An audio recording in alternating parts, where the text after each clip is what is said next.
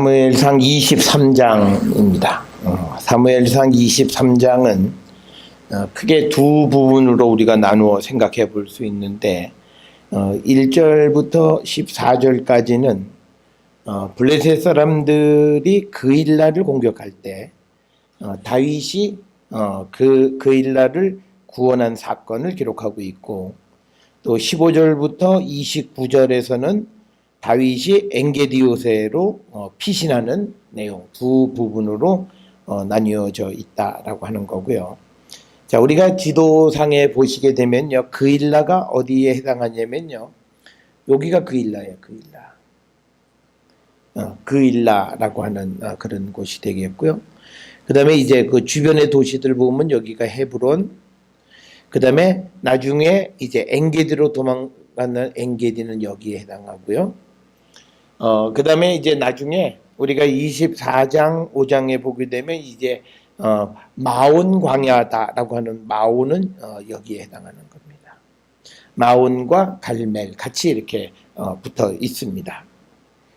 그래서 지금 블레셋 사람들이 그일라를 공격할 때, 그러니까 이거를 보면요, 블레셋 사람들은 원래 아스돗, 아스글론, 가자, 에그론, 가드, 요곳에 주로 블레셋 사람들이 거주하고 있었는데, 이들이 세력을 좀 더 내륙으로 이제 진출하는 거죠. 그러니까 그일라 쪽으로 들어오는 거는 점점 내륙으로 세력을 확장하는 그런 상황이 되겠고, 그때 이제 이 블레셋의 공격으로부터 이제 그일라를 구원하는 역할에 다윗이 중요한 역할을 했다라고 하는 것이 23장의 이야기, 1절부터 특별히 14절까지의 이야기가 되겠습니다.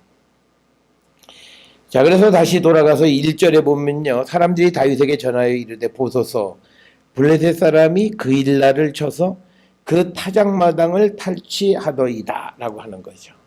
이 타작마당이라고 하는 건 뭐냐면요, 이 엊그저께 우리가 뉴스에 보면 무슨 사람을 멍석말이 갖고 두들겨 패는 그런 타작마당, 이게 추수 때 거기에 이제 곡식을, 우리가 농촌에서 보면 곡식들을 알곡을 다 거기다 틀어놓고 그다음에 그것을 이제 그 도리끼 같은 걸로 쳐서 이제 타작을 하는 그런 넓은 공간이 되어져 있는 것을 타작마당이다 이렇게 이야기를 합니다. 그러니까 그일라 지방 사람들이 타작을 하는 그 마당을 블레셋 사람들이 와서 탈취했다라고 하는 그 이야기를 다윗에게 전해줬다라고 하는 겁니다. 우리가 앞에서 보았듯이 그일라라고 하는 곳은 지금 지도에서 보시면 지금 초록색으로 표시된 이 부분이 그일라죠.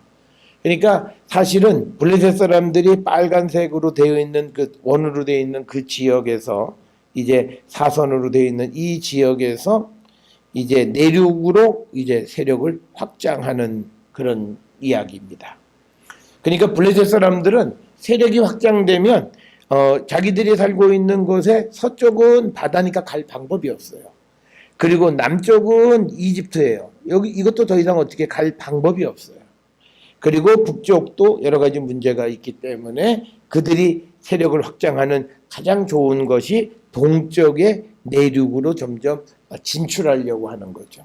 그래서 그 가운데에서 그일라를 공격할 때, 그때 이제 다윗이 이제 그일라를 구원하는 역할을 했다라고 하는 것이 23장에 기록되어져 있는 그런 내용이 되겠습니다. 자, 그래서 우리가 지금 보시는 그 사건들은요, 주로 이 부분에서 주로 일어나는 겁니다. 이 부분에서 주로 발생하는 사건을 기록하고 있고요.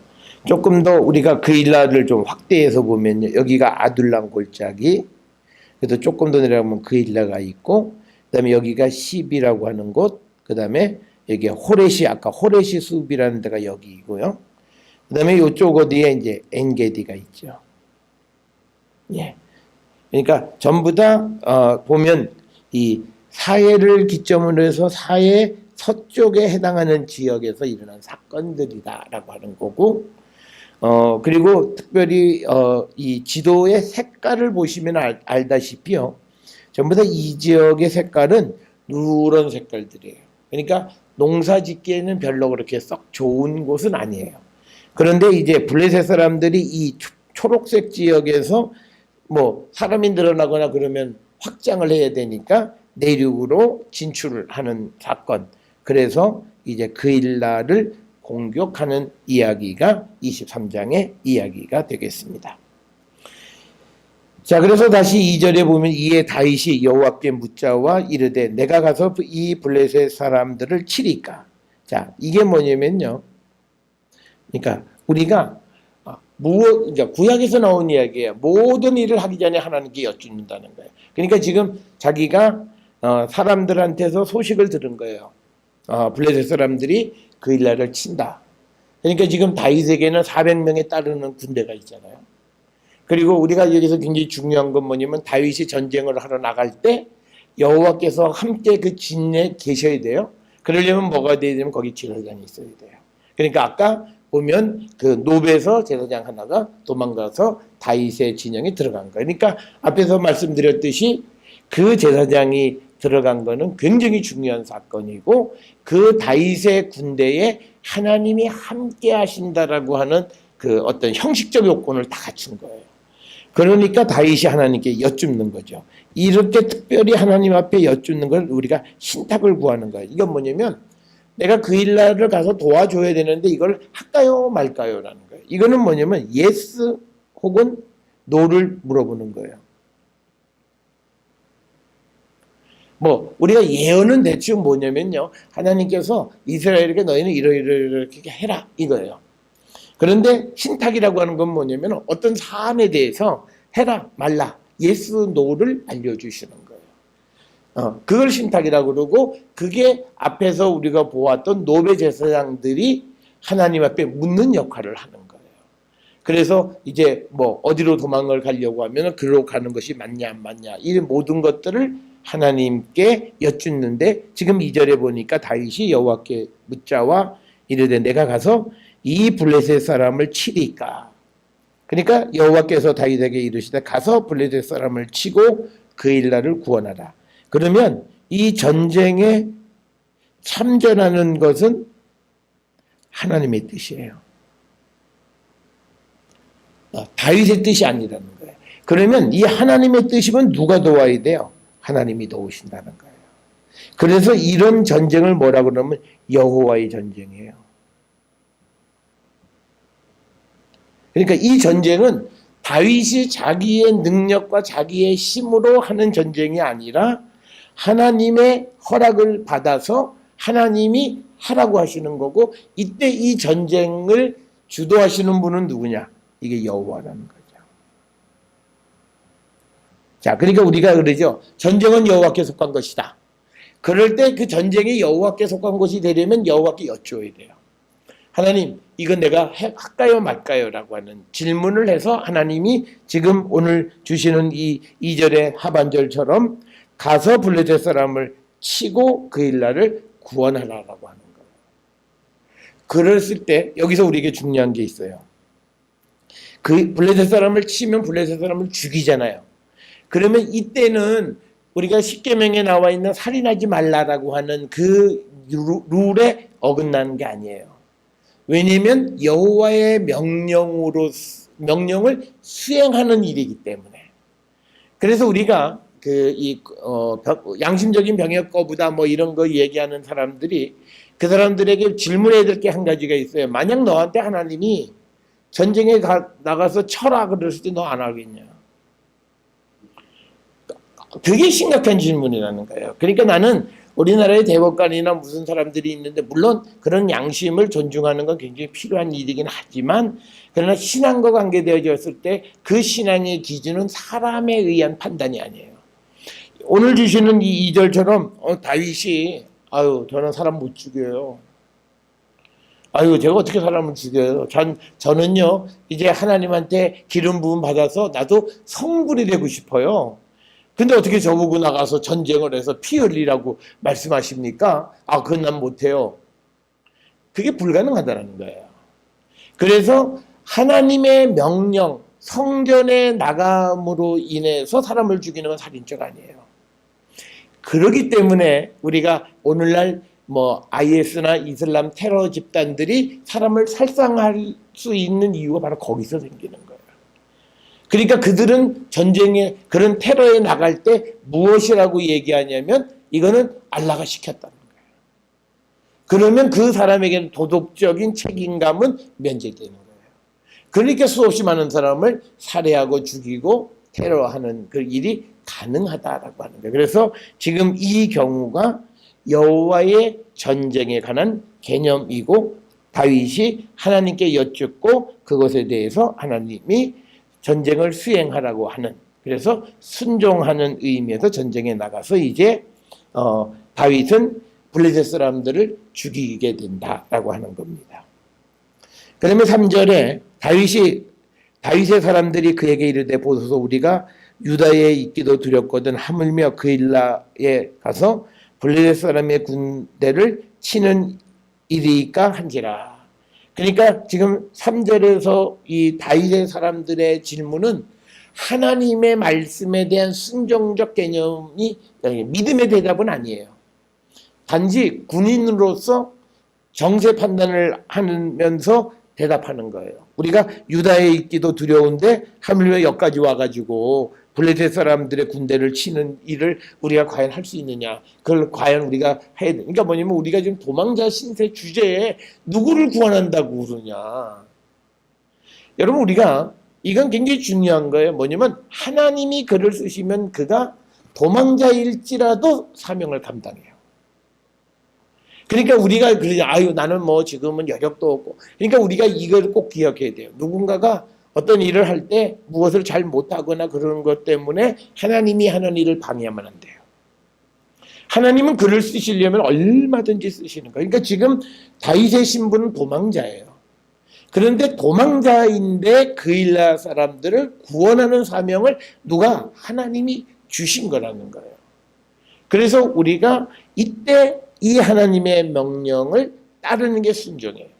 그런데 이 같이 있던 다윗의 사람들의 말은 뭐냐면 야 우리 주제 좀 알자. 지금 이걸 얘기하는 거예요.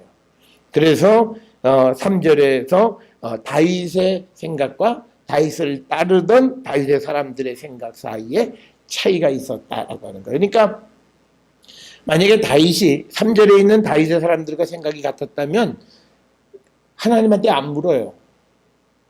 물어볼 필요가 없어요. 아니 내가 도망자 신세 나 하나 지금 내 자신 지키기도 힘든데 누굴 구원해? 그러면 그냥 멈춰 있는 거예요.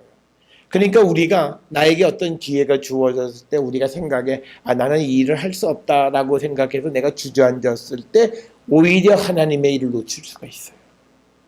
그러니까 나에게 어떤 일이 오면 우리는 그 모든 것을 하나님께 여쭙는 거예요. 내가 판단하는 게 아니라 할까요 말까요? 그래서 하나님이 허락하시는 확신이 있었을 때는 그 일을 할 때 하나님이 도우셔서 그 일을 이루어 주시는 분이심을 지금 우리에게 가르쳐 주는 것. 그래서 우리가 신앙적 모습은 2절에 나와 있는 다윗의 모습처럼 여호와께 여쭙는 거고, 비신앙적인 모습은 자기의 처지와 환경을 생각해서 자기들 스스로가 판단하는 거예요. 우리가 어디 누구를 도울 수 있겠느냐라고 하는 거예요. 자, 그래서 4절에 다윗이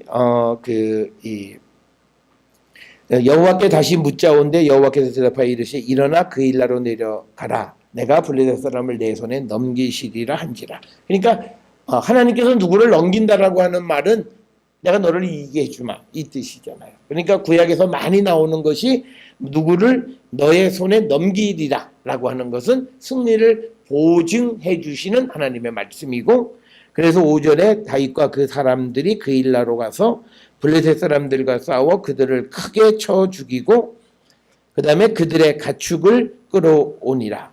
다윗이 이와 같이 그일라 주민을 구원하니라.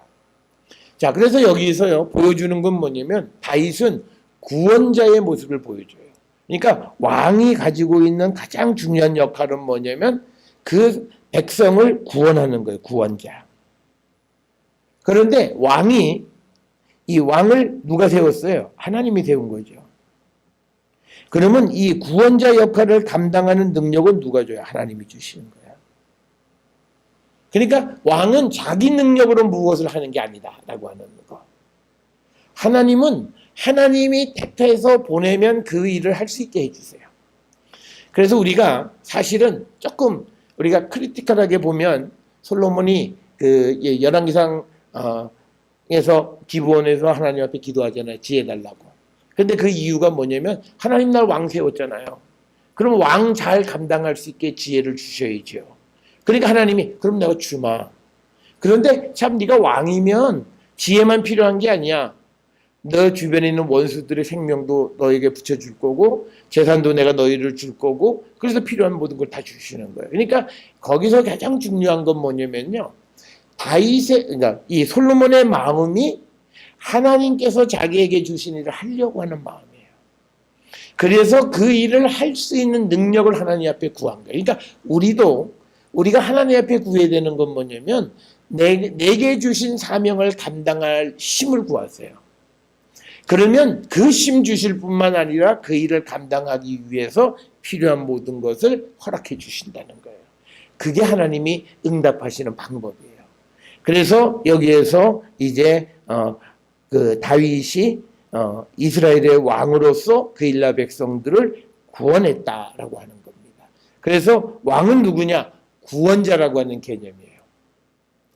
그러니까 예수님이 우리의 구원자시잖아요. 그리스도. 그러면서 예수님이 더 누구예요? 우리의 왕이시다는 거예요. 그래서 왕은 구원자라고 하는 개념은 굉장히 중요한 그 예수 그리스도가 그리고 하나님의 어떤 직책에 관계되어서 굉장히 중요한 개념이다라고 하는 것. 자, 그래서 아히멜렉의 아들 아비아달이 그일라 다윗에게로 도망할 때에 손에 에봇을 가지고 내려왔더라. 그래서 앞에 보았듯이 아비아달이 이제 다윗에게로 도망오는 이야기가요.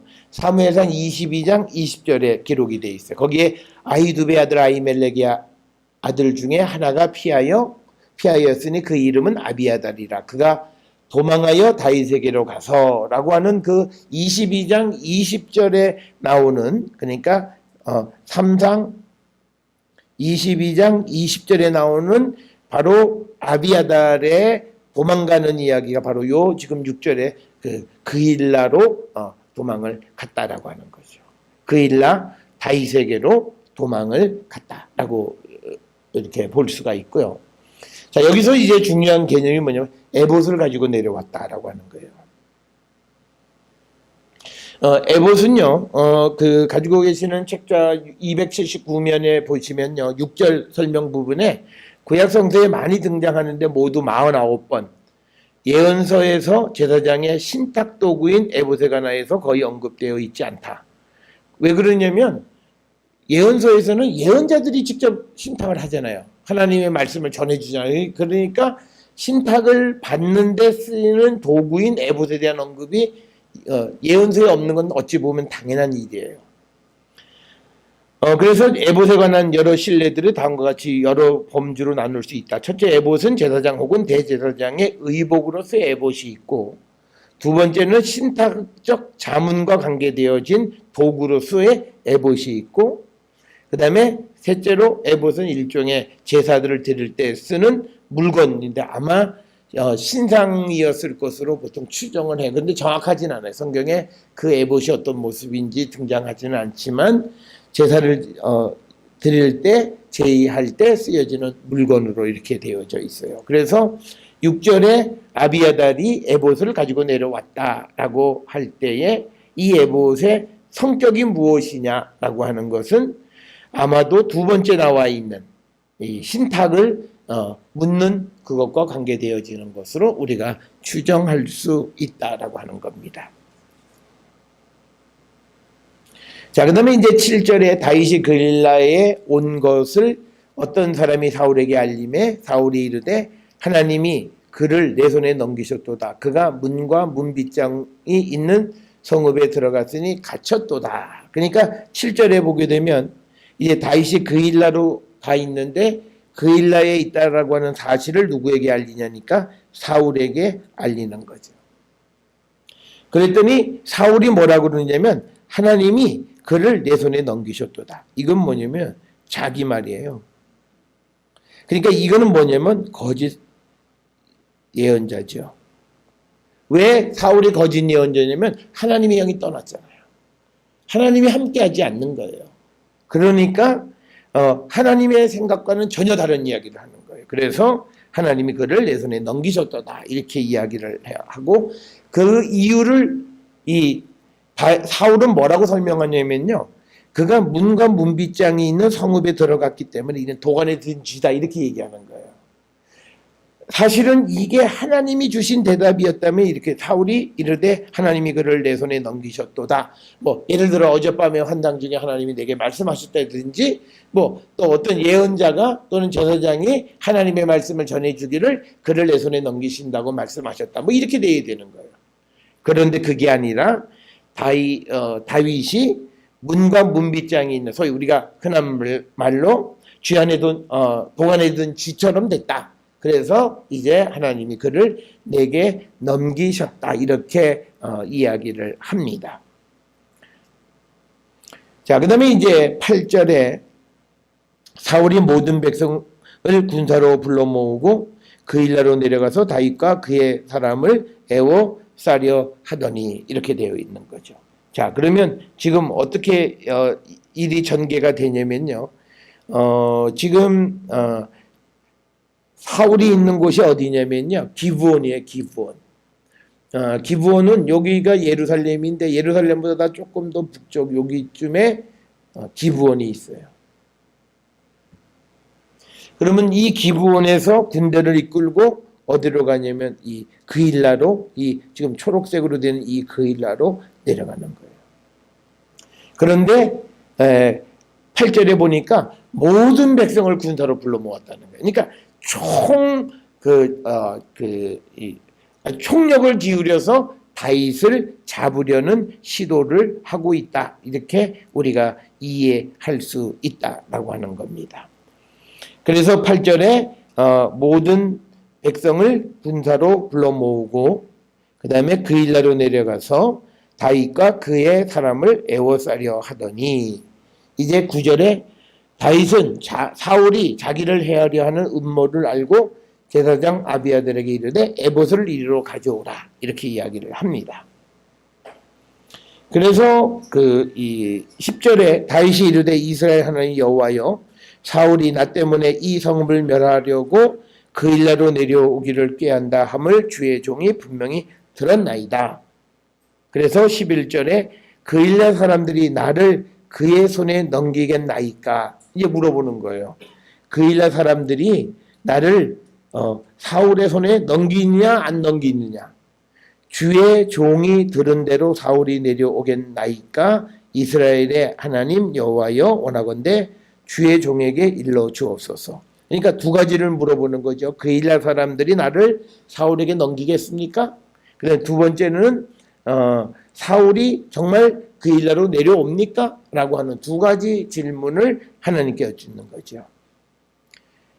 여호와께서 이르시되 그가 내려오리라 하신지라. 맞아. 그가 와. 그러니까 확실하게 그가 온다라고 하는 사실을 하나님으로부터 이제 다윗은 듣게 되는 겁니다. 그러니까 12절에 다윗이 이르되 그일라 사람들이 나와 내 사람들을 사울의 손에 넘기겠나이까 하니 여호와께서 이르시되 그들이 너를 넘기리라 하신지라. 그러니까 지금 11절 12절에서 다윗은 하나님을 통해서 앞으로 되어질 일들을 다 알아요. 이게 뭐냐면 응답을 받아서 대비하는 삶을 사는 거예요. 그러니까 우리의 삶이 이제 여호와께 여쭙고 그래서 그 미래를 대비하는 삶을 살아가는 자들이 되어야 된다는 거예요. 그게 우리가 하나님을 인정하고 하나님께 여쭙는 삶을 살아가는 그 성도의 모습이고, 그래서 13절에 다윗과 그의 사람 600명가량이 일어나. 자, 보세요. 맨 처음에는 400명가량이었죠. 그동안에 이제 600명으로 늘어났어요. 50% 증가한 거예요. 150%. 그럼 굉장히 많이 늘어난 거죠. 그러니까 이 말은 뭐냐면 다윗의 인기는 높아지고 사울의 인기는 점점 이제 땅에 떨어지고 있다라고 하는 거예요. 그것을 숫자적으로 400명 따르던 사람들이 600명 따르는 사람으로 더 늘어났다라고 하는 겁니다. 그래서 일어나서 그일라를 떠나서 갈 수 있는 곳으로 갔더니 다윗이 그일라에서 피한 것을 어떤 사람이 사울에게 말하며 사울이 가서 가기를 그치니라. 그러니까 뭐냐면 이 다윗이 하나님께 여쭈어서 그 어떻게 되어질 것인가를 알고 그 미래를 대비하는 거예요. 그래서 그일라를 떠나는 거죠. 그러니까 누군가가 또 그 사실을 사울에게 알려주니까 사울은 이제 사울은 가기를 그쳤다. 이렇게 기록이 되어져 있습니다. 자, 그래서 14절에 다윗이 이 광야의 요새에도 있었고 또 십이라고 하는 광야 산골에도 머물렀으므로 사울이 매일 찾되 하나님이 그를 그의 손에 넘기지 아니하십니다. 그러니까 여기서 분명한 건 뭐냐면요, 사울은 가짜예요. 왜냐면 앞에서 분명히 말하기를 뭐냐면 하나님이 그를 내 손에 넘기셨다 이렇게 얘기했어요. 그 말은 거짓말이에요. 지금 이 14절에 보면 하나님이 그를 그 손에 넘기지 아니하시니라 이렇게 기록이 되어져 있어요. 우리가 사울이 예언하거나 예측하는 모든 것이 거짓말인 것은 딱 하나예요. 하나님의 영이 그를 떠났기 때문에 그는 미래에 대해서 진실된 것을 알 수가 없는 거죠. 그래서 14절에 이제 하나님께서 그를 그의 손에 넘기지 않으셨다라고 하는 거고요. 자, 그래서 여기에 보게 되면 등장하는 그 지명이 있습니다. 십이라고 하는 광야죠. 자, 이 광야가 어디냐라고 하는 거, 우리가 그 지도를 보시면요, 앞에 있는 지도를 보시면 우리가 알 수 있습니다. 자, 십이라고 하는 것이 바로 여기에요. 자, 여기서 보게 되면 여기가 아둘람, 여기가 그일라, 그 다음에 십, 그 다음에 호레시. 그러니까 뭐냐면 그일라에서 더 사해 쪽으로 도망간 거예요. 그 다음에 나중에 가는 데가 어디냐면 이제 엔게디로 가죠. 여기서 다시 이렇게 더 남쪽으로 가는 거고요. 점점 어떻게 돼 있냐면 극한 상황으로 가는 거예요. 자, 우리가 이거를 우리가 그려보면 이렇게 그릴 수가 있습니다. 지금 우리가 사해가 이렇게 있고 자, 이제 여기가 맨 처음에 그일라였고 여기 위에는 아둘람이고 그래서 그일라로 오고 그일라에서 다시 십 여기에 있는 어떤 이 광야 그 다음에 더 내려가서 엔게디까지 가는 거죠. 이 지역이 어떻게 돼 있냐면요. 평면을 잘라보면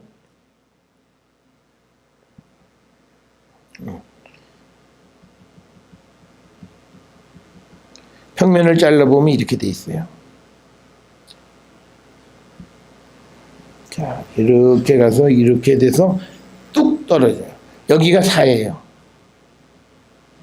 그러면 이게 지금 엔게디라고 하는 데는 이 사해 이쪽 여기에 중턱쯤이 있어요. 그러면 여기서부터 점점 밀려 나가는 거예요. 그러니까 아둘람, 그일라, 십광야, 그 다음에 사해로 점점 극한 상황으로 가는 거예요. 그러니까 점점 지형은 나쁜 곳이에요. 그러니까 13절에서도 14절에 보게 되면 요새에 있었고 또 십광야 산골에도 머물렀으므로 사울이 매일 찾되 하나님이 그를 그의 손에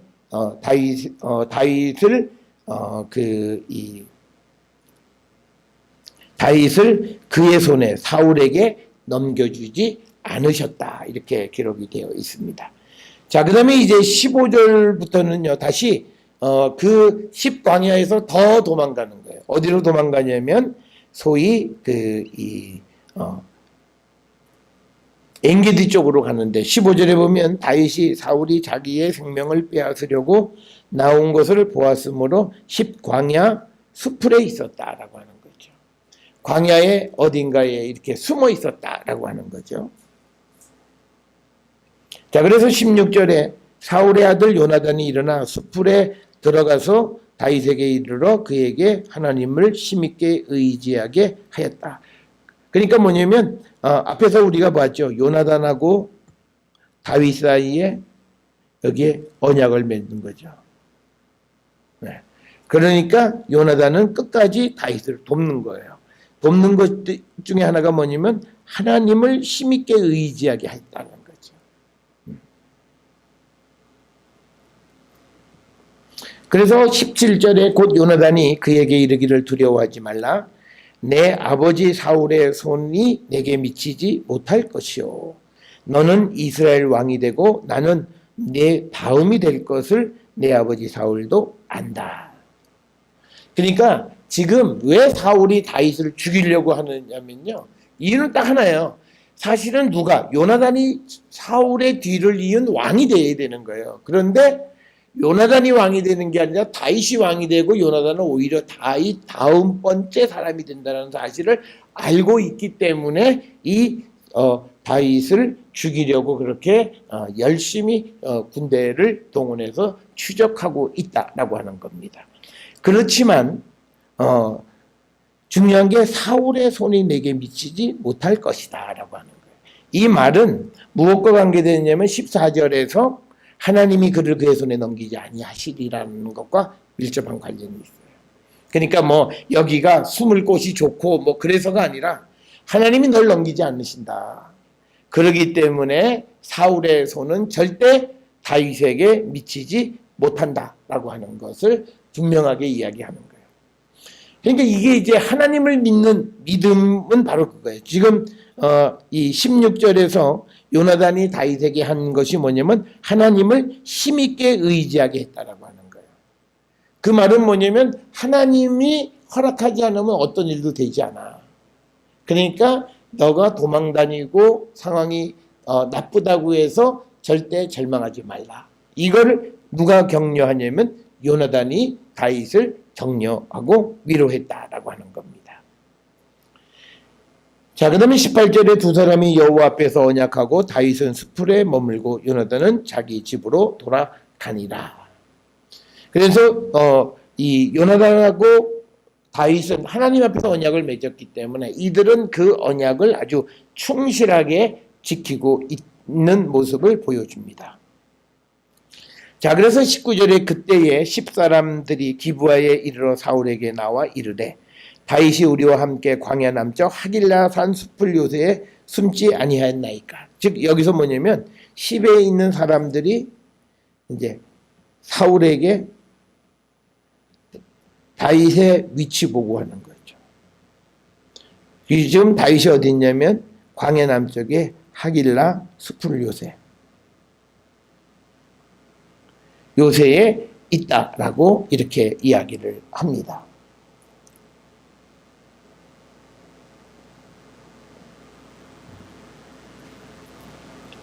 그러니까 20절에 그러한 즉 왕은 내려오시기를 원하시는 대로 내려오소서 그를 왕의 손에 넘길 것이 우리의 의문이다. 그러니까 뭐냐면 10광야 사람들은 뭐냐면 사울에게 충성하겠다는 거예요. 그래서 왕이 군대를 데리고 내려오면 우리가 다윗을 잡아서 왕에게 넘겨주겠습니다. 이렇게 지금 이야기를 하는 겁니다. 그래서 왕의 그 사울에게 어떤 공적을 세우겠다라고 하는 그런 표시를 하고 있는 거죠. 그러니까 21절에 사울이 이르되 너희가 나를 긍휼히 여겼으니 여호와께 복 받기를 원하노라. 이건 다 거짓말이에요. 왜냐하면 사울은 지금 여호와께 복을 빌어줄 수 있는 처지가 못 돼요. 왜? 여호와의 영이 그를 떠났기 때문에.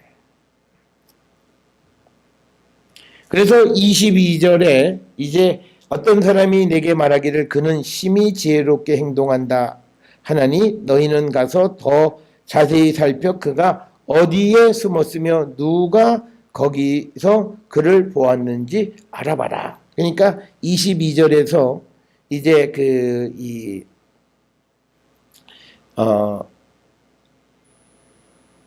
사울이 10사람들에게 다시 이야기하는 게 뭐냐면 어디 숨었으며 그 다음에 누가 다윗이 숨은 것을 보았는지를 살펴보아라 라는 또 다른 명령, 미션을 이제 주는 이야기입니다. 자, 그러니까 23절에 그가 숨어 있는 모든 곳을 정탐하고 실상을 내게 보고하라. 내가 너희와 함께 가리니 그가 이 땅에 있으면 유다 몇천 명 중에서라도 그를 찾아내리라 하더라. 그러니까 뭐냐면 하여튼 다윗을 끝까지 추적해서 찾아낼 것이다 라고 하는 그런 의도를 밝히는 것이 23절에 있는 말이에요. 그래서 24절에 그들이 일어나 사울보다 먼저 시브로 가니라. 다윗과 그 사람들이 광야 남쪽 마온 광야 아라바에 있더니 이런 거죠. 그러면 다시요. 10에서 더 내려간 거예요. 우리가 지도를 한번 보시겠습니다. 이 지도를 보시면요. 자, 이 지도에 보게 되면 여기에서 이제 이 10이 여기에요. 네. 그 책에 이 지도가 있죠. 그런데 다시 어디로 갔냐면 더 밑에 마온으로 내려간 거예요. 그러니까 점점 밑으로 도망갈 수밖에. 그일라는 여기죠. 그일라. 그래서 10으로 갔다가 10에서 다시 마온 쪽으로 더 내려 도망을 가는 겁니다. 그래서 마온 광야 쪽, 여기 어디 마온 근처 지역에까지 내려갔다라고 하는 것이 24절의 이야기예요.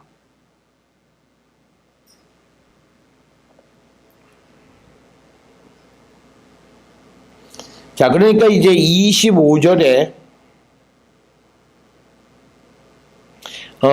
사울과 그의 사람들이 찾으러 온 것을 어떤 사람이 다윗에게 아렘에 이에 다윗이 바위로 내려가 마온 황무지에 있더니 사울이 듣고 마온 황무지로 다윗을 따라서는 이렇게 되어 있습니다. 자, 그러니까 우리가 여기서 이제 25절에서 보게 되면요. 우리가 지금 이 사무엘상 23장에 나타나 있는 것을 보면 사울 측하고 다윗 측이 서로 정보 첩보전이 대단해요.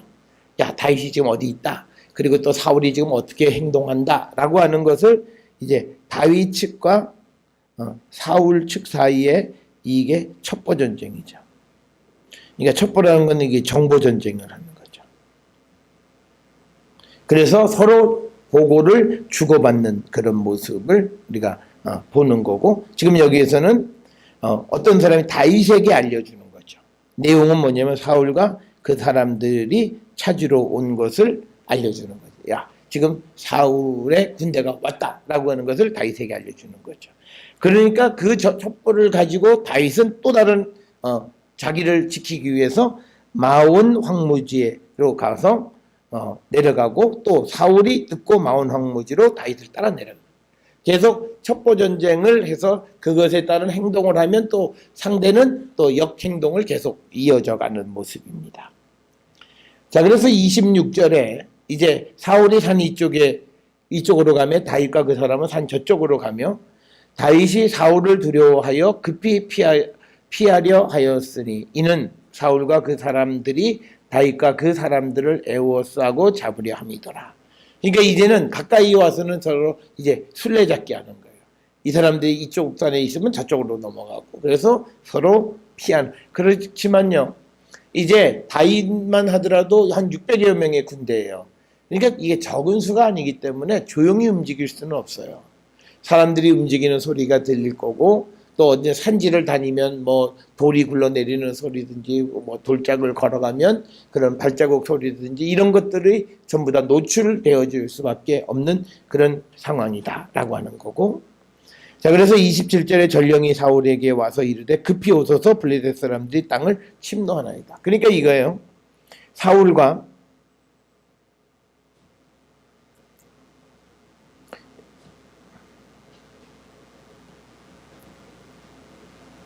다윗 사이에 이 갈등, 막 서로 이제 물고 물리고 서로 쫓는데 이거를 딱 브레이크하는 게 뭐냐면 블레셋이야. 그러니까 사울이 블레셋을 방비하러 가야 되는 거예요.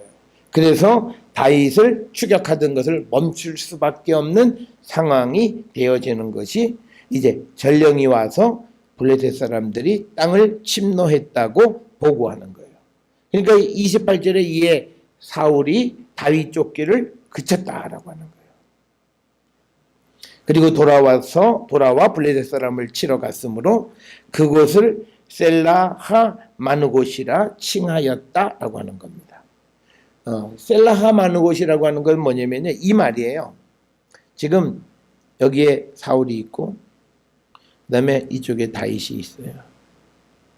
그래서 계속 사울이 다윗을 쫓아가는 사이에 어느 지점에 도달했을 때 블레셋이 쳐들어왔다는 소식이 전해져요.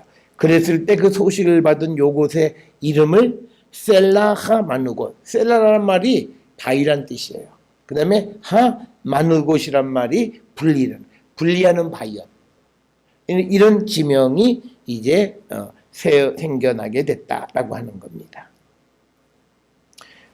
그래서 29절에 다윗이 거기서 올라가서 엔게디 요새에 머무니라. 엔게디 쪽으로 다시 이제 가서 머물게 되어졌다라고 하는 겁니다. 그래서 이제 다음 장에서는 엔게디에서의 사울의 모습을 그리고 있다라고 하는 것입니다.